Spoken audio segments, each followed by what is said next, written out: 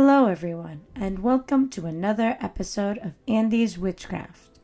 I hope you're all having a wonderful week so far. Now you're preparing for the weekend up ahead. Today's episode, we have a guest speaker, and she is going to talk to us about baneful magic. Now, I personally do not have any experience with it. I don't practice baneful magic in Minecraft, but that's because of my personal experiences and my personal mental health status that prevents me from doing it in a safe way. So this guest speaker is going to talk to us about about how to practice baneful magic in the safe and appropriate way. So let's get started. All right. So thank you for joining me today, Dahlia. So if you want to introduce yourself and talk a little bit about your craft before we get into like the nitty gritty of what this episode is about, you can go ahead now. Sure. I'm Dahlia. I am a witch and a psychic. I do all kinds of workings. I don't consider myself left hand or right hand path, or however you would want to phrase it. I kind of consider that I go down the middle because I go on each path wherever really needed. Um, I've been practicing for over a decade at this point, and it's my passion. I love working with deities. I love doing spells with and for other people. It's just Witchcraft is just my whole entire passion. I work heavily with the chthonic in the Greek pantheon, and yeah, I mean that's about me. All right. Wow. It sounds like you have a lot of experience. I didn't realize you were practicing so long. That's really great to have, someone on the podcast that, knows what they're doing. Practicing for a decade. Now you're gonna gain experiences and words of wisdom kind of thing. So thanks for joining us. Of course. All right. So like I said in the intro, I personally don't have any experience with painful magic. And like I told you during our mini meeting before this episode, so it's going to be, really eye-opening experience for you to share a bit about it. Um, so can you tell me, like how you got started on that or like what researches you found? Because there are a lot of misconceptions around it, right? Obviously, like Witchshop is Yes. not the most reliable place. So maybe share a bit about how you found the right resources to share more accurate information on it. Absolutely. So one of the main things I recommend people doing with baneful magic is there's two things I recommend doing up front. A lot of people consider closed practices as baneful, and that's just, a whole entire issue with the witchcraft thing. So make sure that you're not diving into anything that's closed to you, is one of the first things, because I've seen many witches want to pick up like a voodoo doll, for example, but if that's not your culture, you're not gonna get results, you could get repercussions, because you don't want to go into a culture that's not there for you, because hoodoo and voodoo really rely on ancestors, for instance. And I only bring that up because I think a lot of people think hex, curse, voodoo doll. There are versions that you can make of, they're called poppets in other cultures, witchcrafts. So you can use things like that. But one of the main things I really recommend is learning what herbs do, because then you're going to be able to spot a fake spell. For instance, like if you actually know what the herbs do and you're going through an online spell and you're like, okay, will this hex or whatever actually work? And my biggest example is, don't put rosemary in a hex. It's just such a positive energy. Like, why would you do that? Um, so I just recommend really knowing what herbs and crystals and the elements of your craft do, because then you're going to be able to really spot when you're like, this doesn't seem well researched. This doesn't seem accurate. And I also heavily recommend writing your own spells because your own intent and things like that is going to be a lot more powerful, at least in my opinion and experience. Yeah, and like that makes sense because every situation is different, and the reason behind, every is the proper term hex or like, whoa, like what is the proper term just so I know? There's usually three levels that most people use: jinx, hex, and curses. And they're like from jinx is like, oh, I'm gonna make you trip down some stairs. It's not really anything super substantial. A hex is kind of the middle ground. It's what most people go for. And a curse is like when somebody's going after your bloodline. Oh, okay, okay, that makes sense. Good to know. But yeah, like I was saying, like the reason behind like any jinx or hex or curse is different to each individual. And so like the Exactly. requirements to do that spell might be a little different. So it definitely makes sense, write your own spells and have your own book of shadows on that kind of thing. Just so you know what worked best for you, because just because it worked for someone else on the internet doesn't mean it's gonna work for your situation. Exactly. Exactly. I could not have put that any better myself, Andy. Thanks. All right. And you were mentioning, like the proper like herbs and crystals.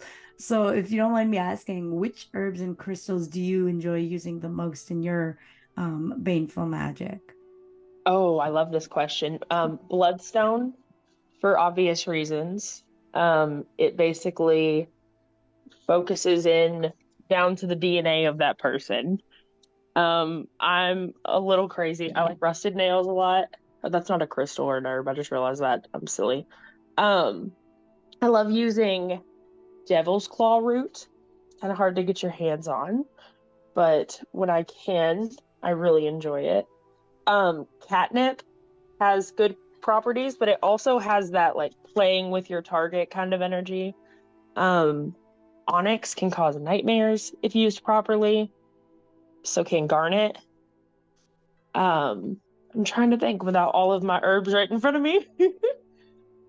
I love also just using actual objects as well, though, like glass, pins, wax figure candles are another thing that I use a lot of. And so many herbs really have a lot of duality to them. And another thing that I like to use is, for instance, if your target, you need to, trying to think of the proper way to word this, like you need to do a cord cutting, you would put herbs around it that more so represent banishing. So it really depends on what kind of hex you're doing as to which herbs you would bring out. That That makes definitely any makes sense. sense. Oh yeah. Yeah. Like just the reason I asked because I was curious, like I feel Oh like yeah. knowing the crystals and herbs that someone like, works with tells so much about that person. So Oh, it it's so does. It so does. It tells me like a ton about what I need to know. oh yeah, exactly. Like whenever I meet another witch, it's like one of the first things is like, okay, what's your favorite crystal? Because I could kind of like get a vibe of their energy and like personality from it. So I'm a Labradorite girl. yeah, Which oh is yes. I love that.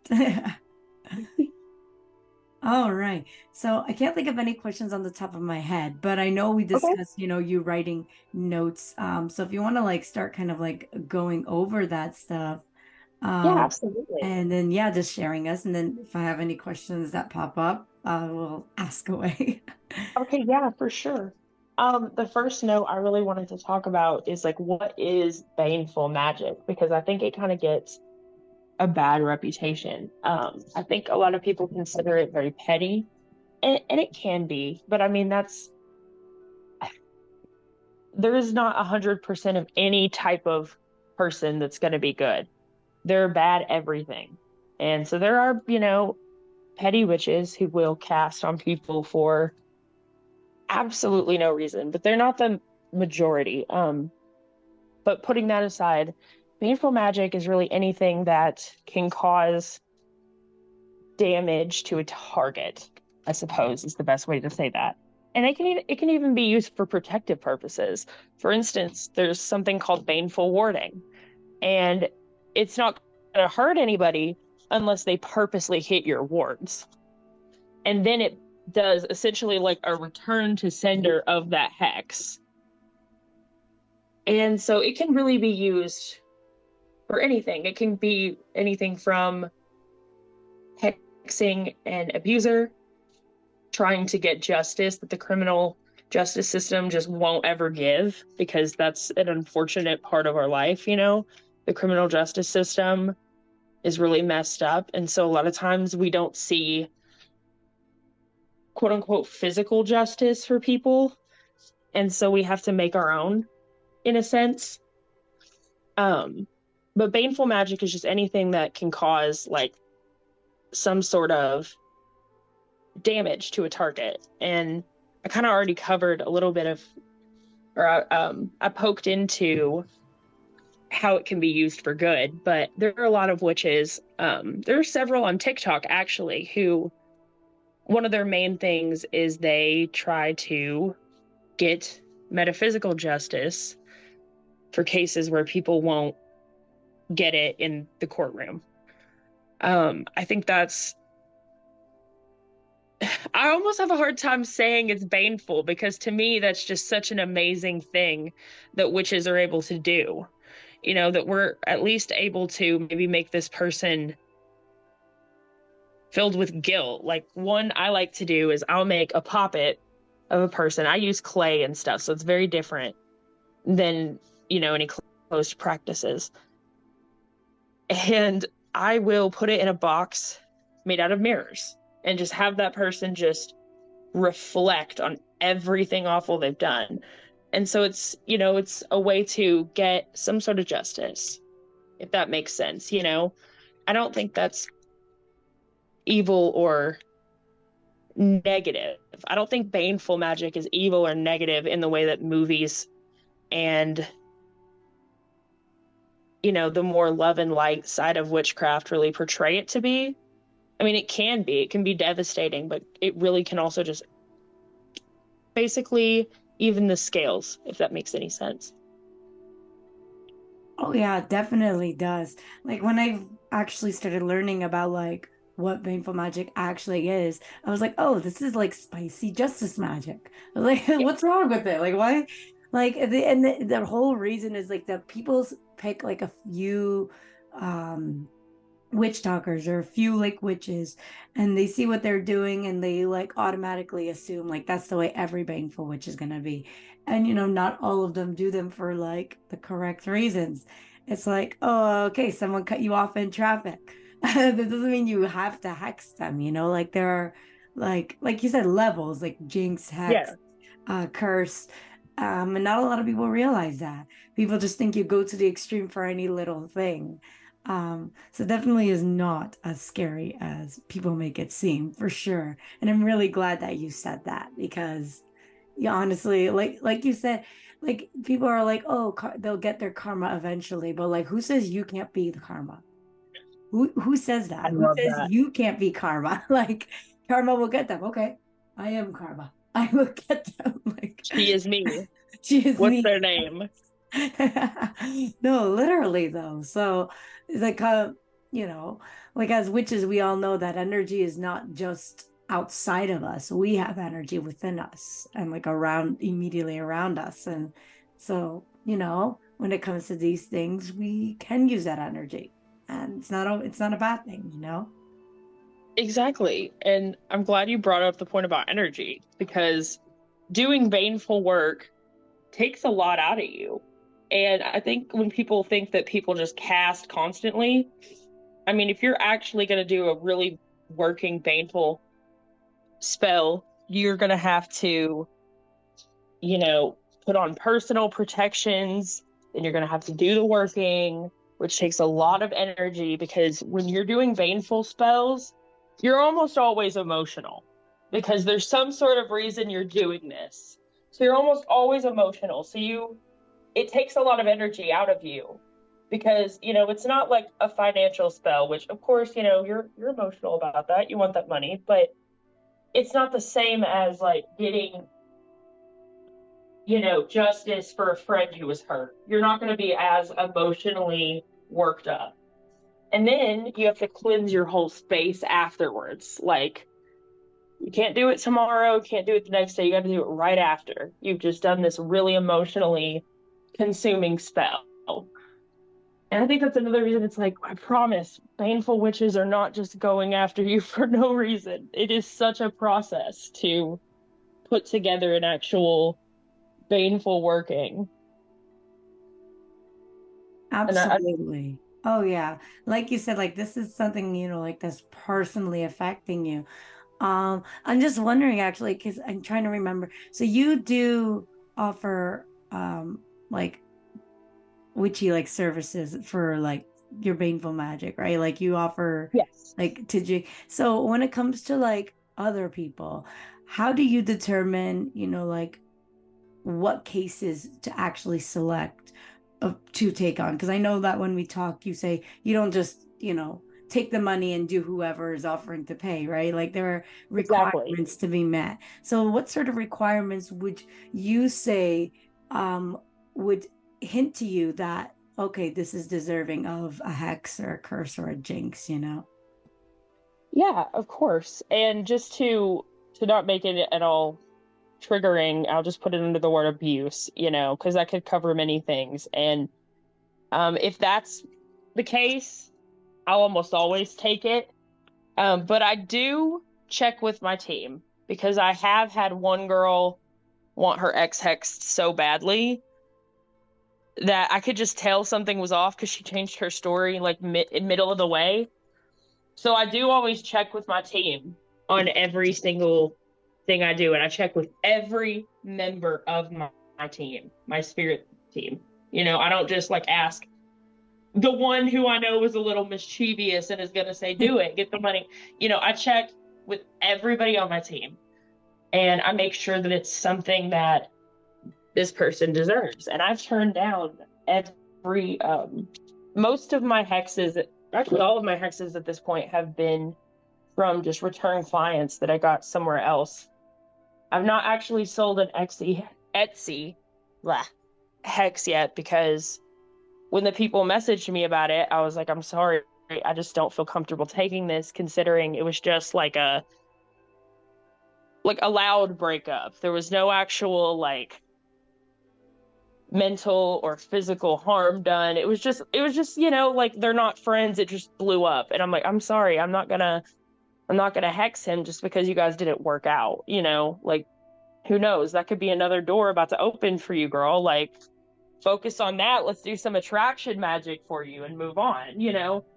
Um, so yeah, if it's any kind of abuse, I'll usually take it. Um, but it has to be something significant. It has to be something like this person actively. I had one client who someone was actively trying to ruin their life because they were a stalker and the person wouldn't, you know, date them.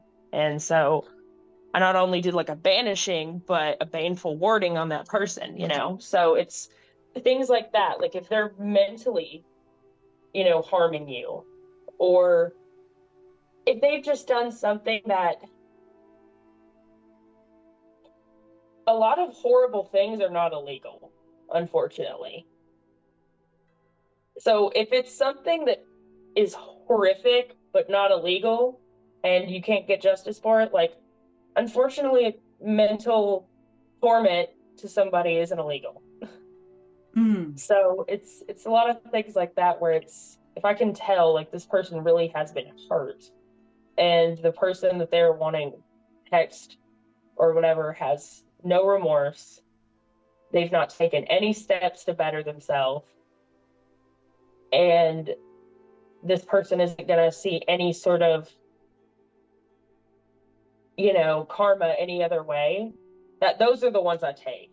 But I am very, very picky. Like it has to be pretty severe for me to offer a hex. And I have that in all my listings. I'm like, I definitely have the right to turn you down, and I most likely will. No, for sure. And it not only keeps the other person safe, but it keeps you safe too, because you're the one actually sending it out, right? So if you're, Yeah, sending something out that the universe is like, no, that was not the right thing to do, that puts yourself in jeopardy. So when it comes to this stuff, it's definitely good to err on the side of caution for sure.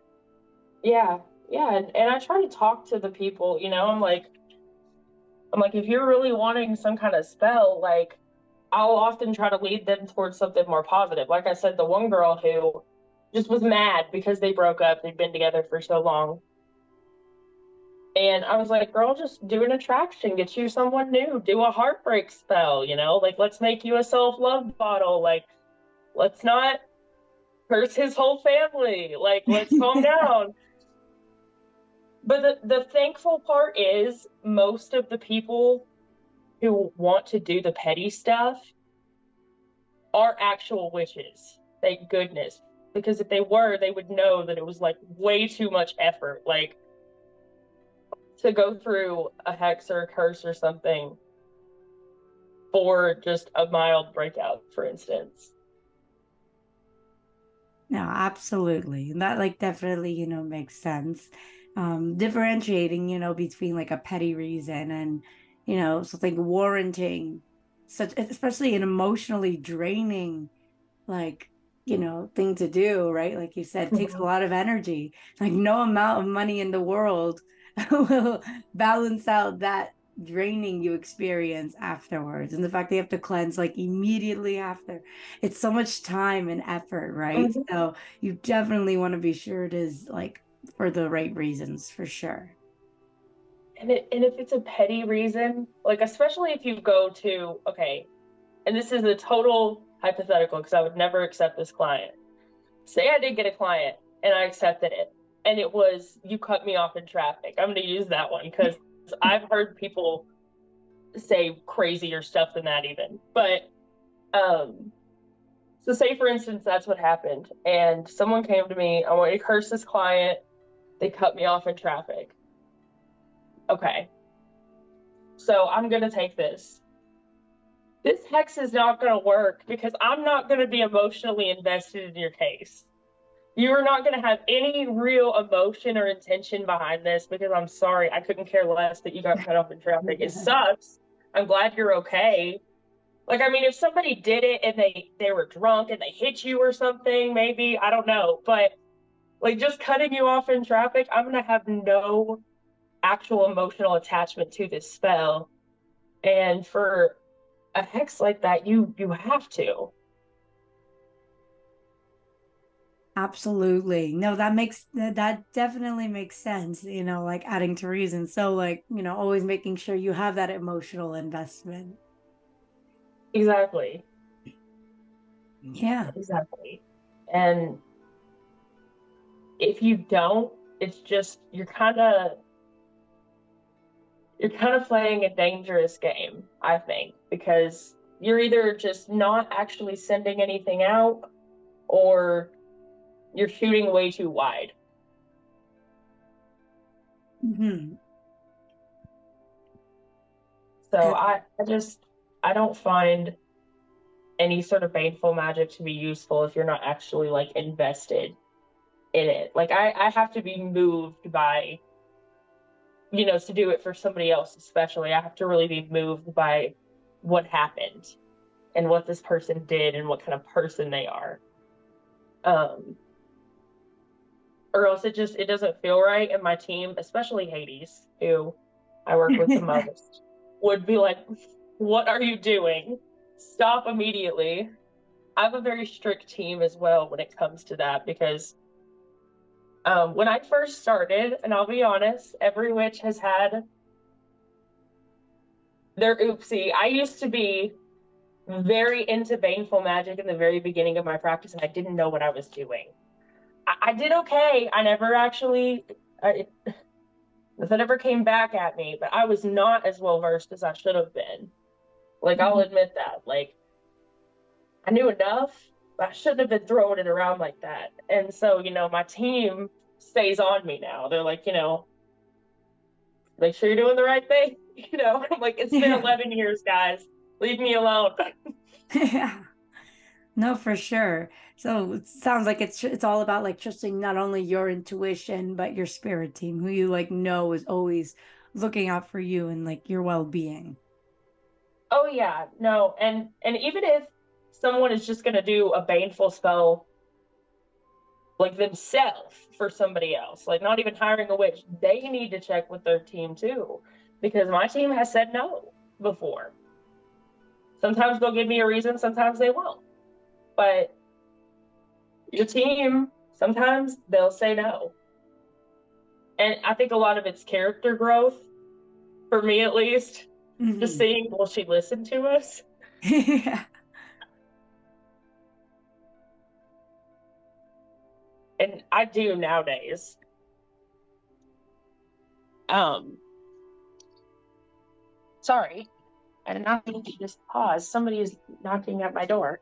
Oh, no problem. I'll just pause it then. All right, we are back now. Sorry about that. No Um, problem. but yeah, trusting your guides as well as yourself. And, I'm not saying, oh, don't trust your intuition. I am a firm believer in intuition, but especially if you are the one doing the hex for yourself for an emotional reason, I definitely recommend checking with your guides because we're human. We have bias, like we can't ever fully escape it. We can do our best, but we can't ever fully escape that bias that's just in our DNA.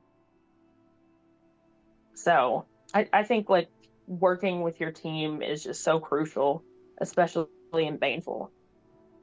Yeah, that definitely makes sense. It's like getting an outsider perspective on it. Yeah.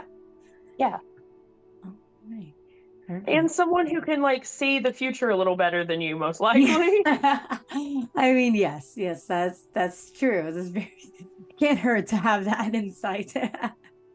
It's like Hades probably knows a little more than I do. Oh yeah, for sure.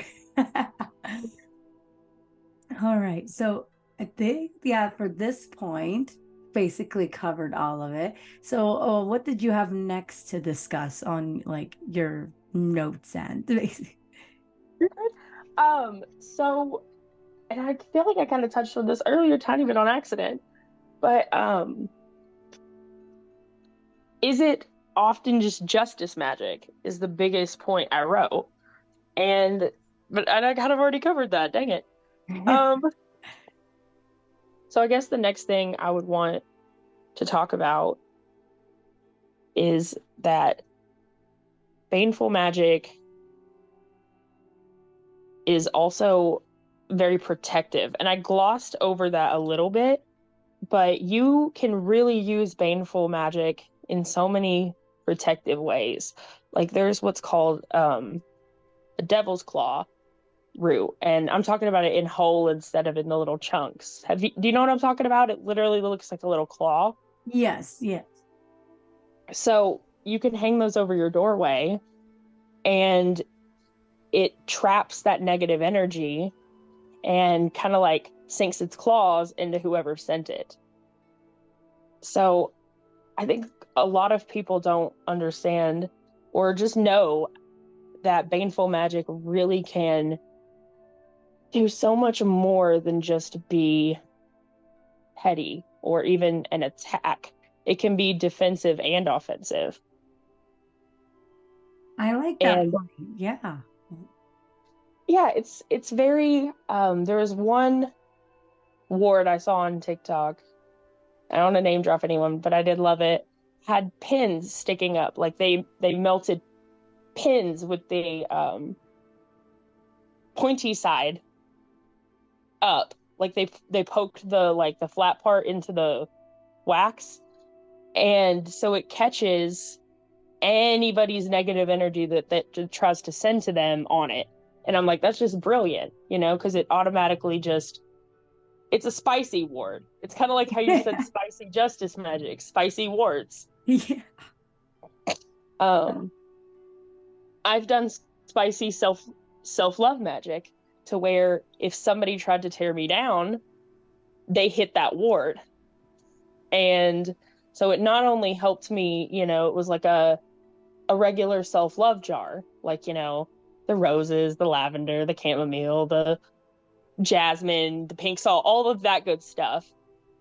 But on the outside, I added a ward so that if somebody was ever like talking badly about me, they hit that and it's going to, send a little self-doubt their way since they were trying to send it my way. Um, I think a lot of people don't realize, I think return to senders are a little bit spicy. I don't think most people consider them baneful, but in a way, I kind of do because they have a little spice to them, depending on what you're sending back. No, that's what I always thought too. Like people, throw around the word like return to sender, and like I feel like a lot of witches, even those that don't practice baneful magic, like they do those kind of spells, and I'm like, that's very similar to baneful magic. So it's like, why are you so against it? Because and it's about those like misconceptions, right? Like they don't Yeah. realize that that is baneful magic. There's like, no, it's return to sender, and I'm like, they're the same thing, my friend. What are you returning? Yeah, exactly. And like you said in your definition, it's anything that um direct you said I'd used the word harm, right? Harms another person kind of thing. Right. Yeah, and so like when you're returning that, you're harming them. So like that's painful magic, my friend. So yeah, I realized that a while ago. So I love that you brought it up now too. Yeah, it really is. And I mean, even some of it, like there's some stuff that is eventually going to be good for the target. Like I mentioned briefly, the mirror box, where you put them in there and they have no choice but to sit there with who they are and what they've done. And in the long run, that self evaluation could end up helping them become a better person. But man, is it going to hurt Oh in yeah. the meantime? So there's even like spicy self-help magic. You can add a little bit of spicy or baneful to anything, and I think a lot of witches do it without thinking about it. Like, yeah, of course the mirror box is going to help in the end, but do you think it's going to be a comfortable realization? There's obviously a reason that you think they're awful enough to shove in a box. Oh yeah, for sure. So I like to add a little bit of spice into a lot of my magic though, just because that is just one of the passions of mine is that revenge, that, well, revenge might be a bad word, that Yeah, vengeance, that helping settle scales where the outer world won't. definitely. Like, at the end of the day, that's what it's all about. And yeah, like why not have fun with like if you're gonna do this spell anyways, might as well have a little bit of fun in it, add a little spice to it. Exactly. And it's a lot of its defense. I mean, like I've put nails around one piece of a cord cutting in order to, it's not going to damage them unless they try to recontact the other person. But if they do, they're hitting those nails. They're not going to get to them. It's going to be painful for them. Oh, I like So that. Yeah. yeah, you really can add that baneful element into almost any type of spell. Like I've seen people use licorice root, for instance. It's in a baneful like love ward because licorice is really good for fidelity and loyalty and that kind of stuff. And um, if that loyalty was ever breached, that's gonna hit them negatively. So things like that, you can even add that kind of stuff. Like if somebody else tries to come into this relationship, it's gonna attack and repel them. So yeah, baneful magic. I think people don't, and this is actually one of the other notes I wrote. So this actually goes perfectly into it. I think a lot of people think, well, why do people do it so much? Surely there's not that many people to hex. Yeah. They don't First know of the all, there, world we live in. right? First of all, there are. But secondly, like this kind of ties right into it. You really can put it in any spell or like near any spell to help protect it and repel. And a lot of baneful practitioners, I think we love to talk about baneful work so much on TikTok that it comes off as if that's like all we do. Um, I've seen other creators get comments like, do you do anything besides baneful? But it's like that's where their business comes from. That's where, their heart is. Like it doesn't mean they're doing it every day. These could be outtakes from months ago that they're posting, and you could probably scroll back and see other outtakes similar to that from the same spell. It's not the same one every day, Mhm. but it's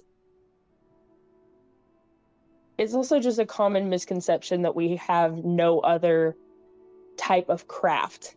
I think people take baneful witches and they can tend to narrow us into just that box when we have a lot of other things. I think that takes over the whole label to a lot of people. It's like, oh, you do love magic? Okay. You do you do like emotional healing? Oh, that's great. You do baneful? Oh, so you're a baneful witch. Yeah, yeah, you're right. Yeah. Oh, for sure. And like, even and I think, the key like takeaway is like just because like when you said you could add a little bit of like a baneful working into like, any spell. Like you said with like the self-love spell where um if someone tries to tear you down, it's like reflected at them. But like if someone does like one of those every once in a while, it doesn't necessarily make them a baneful witch. Like to force that label on people, it's it's not great. No, some people don't want labels, and when people are like, "Oh no, but you are," it's like, don't tell me what I am. Yeah. You don't know me. I know me better than you do. Thank you very much. Yeah, it's like I'm a witch and I work with the chthonic. And that's me. And I mean I do baneful work, so you can call me a baneful witch. But I'm also a self-love witch. I'm also a Mhm. divination witch. I have a million other facets to me. And I think most of the witches on any website that are kind of like pinned into that have a lot more to them as well. Mhm. Oh, for It sure. it would kind of be like somebody doing like one self-love spell and me just being like, "So you're a love witch." Yeah. And they're like, "What? This is the first one I've ever done. I'm a kitchen witch." No, no, no. Love witch. Or like imagine somebody makes one food with spices and you're like kitchen witch. Yeah. No, honestly. It's like, when you put it that way, people are like, oh, yeah, that is ridiculous. But the moment when it comes to baneful witchcraft, it's like, oh, no, it makes sense. Why? Why does it make sense to you? And it comes from those misconceptions, which is why I wanted to have like an episode like this, right? Like, there's just way too much out there. Like, any way to shed a little bit of like accurate information out there, like that's the goal, especially when it comes to this, because a lot of people go into witchcraft because they want to open their mind, right? Their open-mindedness is like willingness to try different things. And so, but when it comes to baneful magic, people just suddenly close off. And it's why it's not as bad as you think, right? I have a little bit of a theory, and I think it's because what is shown in most movies and stuff when it comes to magic, it's baneful. It's Hocus Pocus, which I love the movie, don't get me wrong, but I mean, it's trying to do spooky stuff. It's Ursula, the sea witch, trying to steal your voice. And I think a lot of people have tried to run so far away from that side of the label that it's become a lot of love and light, which I'm not saying there's anything wrong with that. Like, as long as they respect my path, I'll respect yours, you know. You don't have to do baneful magic. More herbs for me. Um oh, sorry. More herbs for me. So, but it's, I think people have really tried to run away from the label of traditional witch so much that they just see anything baneful as kind of showing that aspect of witchcraft, and so they just run from it. But that's just my theory. No, that makes sense, honestly. And like even, out non-witchy people, like they see that that's the stuff they see on the movie, so they automatically think every witch is evil because they think every witch does that stuff, which obviously baneful magic is not evil, but in their eyes it is. And so that's why they Right. suddenly think, oh, that's all every witch does. Like they don't see on TV self-love spells or like confidence boosting spells. They just see, oh, you want to hurt other people. And Yeah. it's like, there's a reason though. It's like people deserving of hurt. So I'm not just gonna go on the street and hurt any random person. So Exactly. yeah, definitely. It's, and I get where they're coming from, but it's a way to other baneful witches, I think. Um, because they do want that practice so removed from things, and that's why the term doesn't, you're not just, unless you say you're a kitchen witch, people aren't just going to spring that on you. But I think they want to add baneful just to show that's not all of us. See, we put an adjective on these. Like, these are the bad ones, so we added a word. We're the good ones. And that could just be me, like, reading into it, but I do think a lot of people, that's why they want a distance from the stereotypical stealing your voice, eating children, like I smell children kind of thing. I think they want to show we're so far away from that, even though that's nothing near what baneful magic is. Gosh, if I could steal voices, do you know how many less politicians we would have? Yeah. No, honestly. Yeah. No, you're right. It's like, witches experience so much hate as is. And it's like, oh, I don't want to get any more. So I'm not going to touch that and I don't want to learn about that. Uh, definitely. And that's the sad reality of it. And it's something we got to work towards bringing more awareness to, I think. And I say this to people all the time. You need to at least learn or I think people should at least learn a little bit of baneful magic, because it's really helpful to know it if somebody were to cast on you, Hmm. because you'll know the signs. You'll know a little bit more of how to like break it. Of course, be a good person and nobody should cast on you, but I think even just learning about it is a powerful tool. Not every witch needs to do it.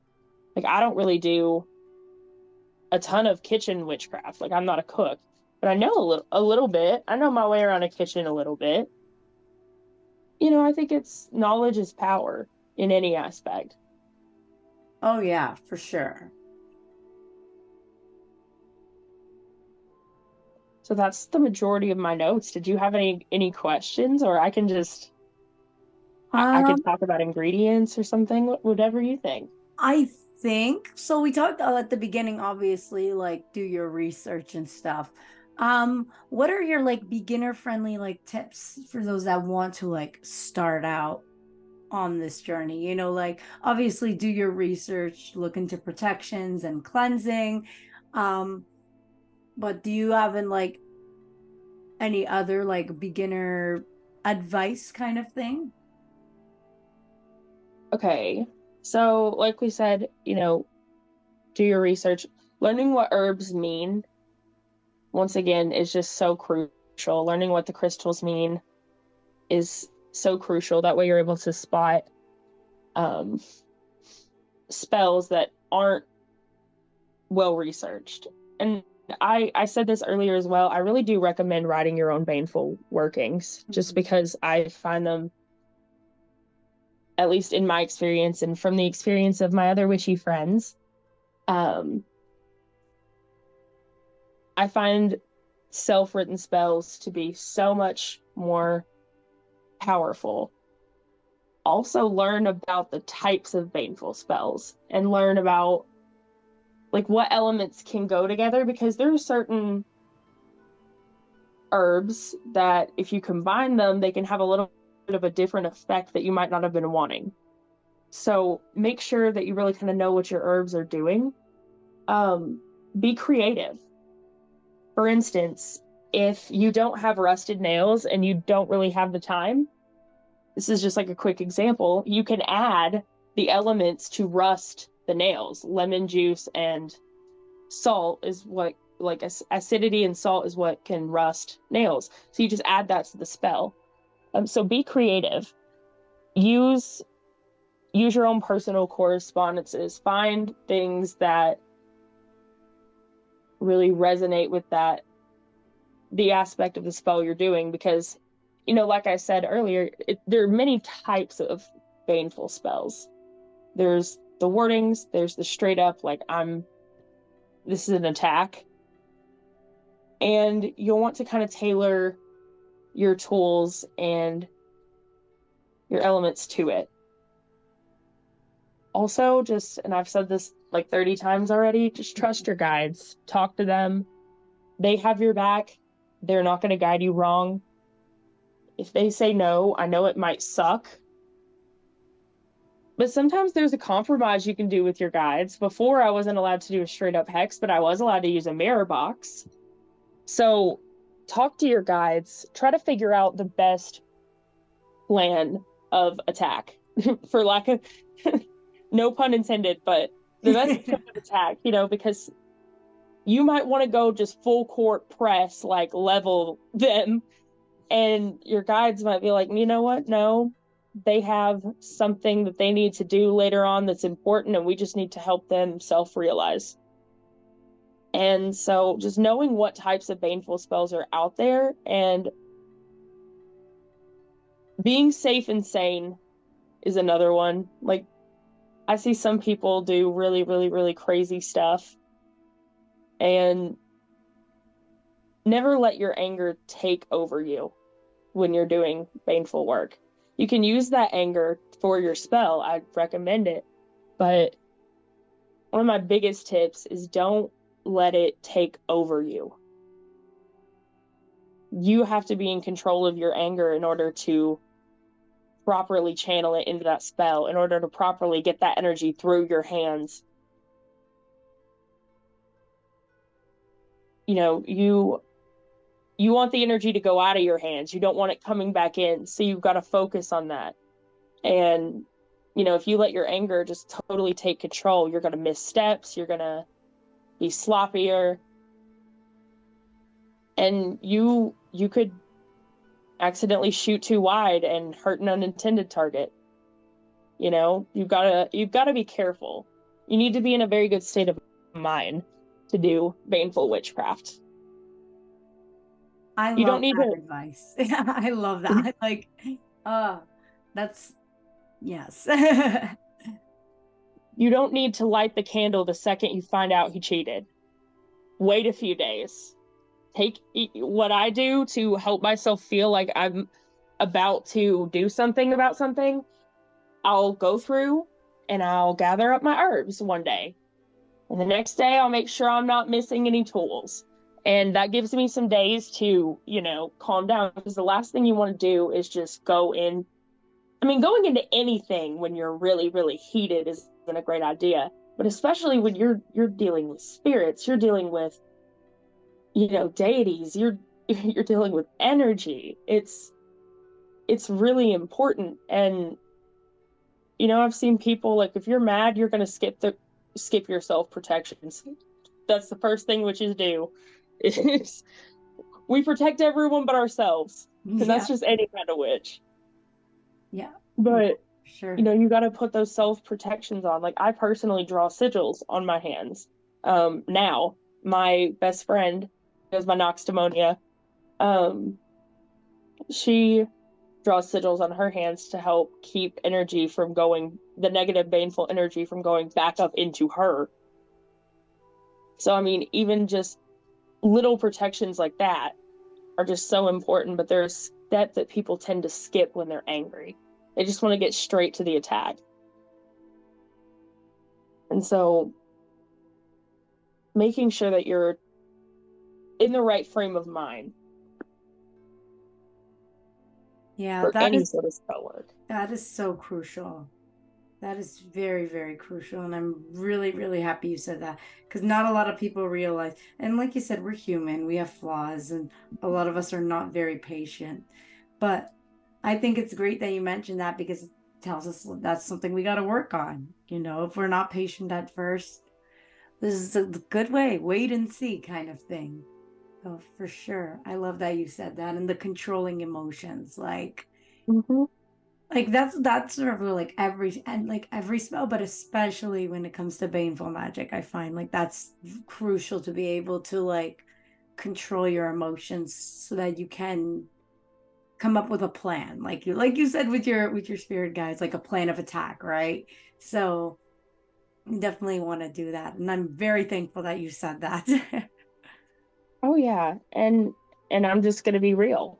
After a day or two, your emotions might have died down to the point where you're like, this isn't worth my energy.